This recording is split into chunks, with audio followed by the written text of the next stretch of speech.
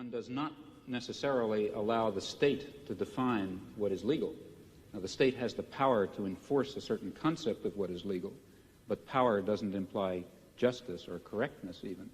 So the state may define something as civil disobedience and may be wrong in doing so.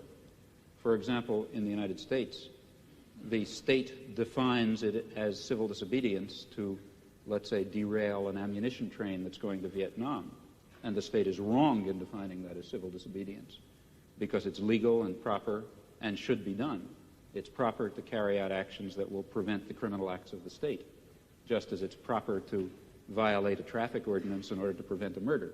If I was standing at a street corner and the traffic light were red, let's say I was standing in my car and I drove across the traffic light to prevent somebody from, let's say, machine gunning a group of people, of course that's not violation of law.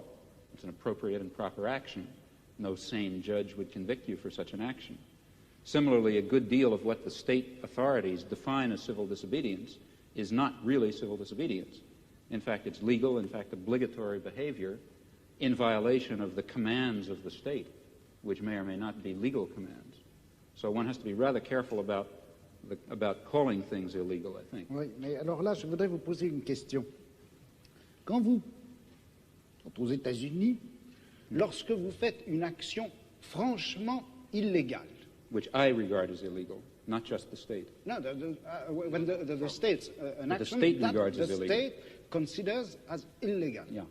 Est-ce que vous faites cette action parce que vous la trouvez juste en vertu d'une justice idéale, ou bien est-ce que vous la faites parce que la guerre de classe la rend utile et nécessaire?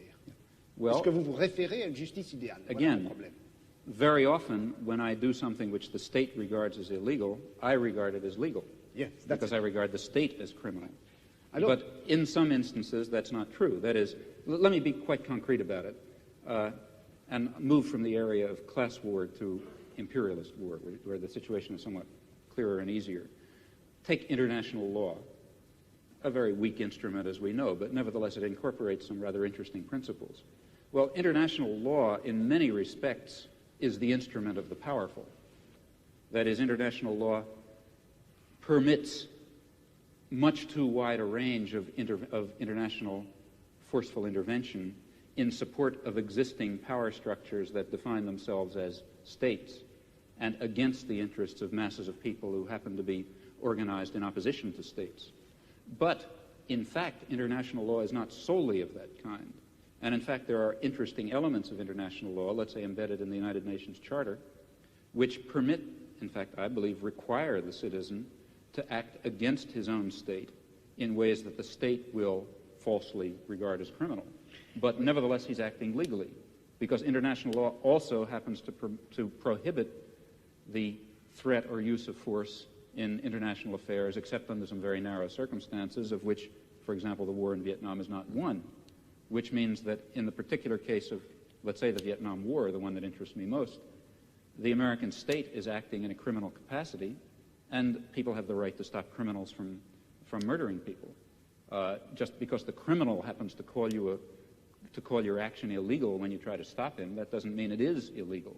I mean, a perfectly clear case of that is the present case of the Pentagon Papers in the United States, which I suppose you know about. Reduced to its essentials and forgetting legalisms, what is happening is that the state is trying to prosecute people for exposing its crimes.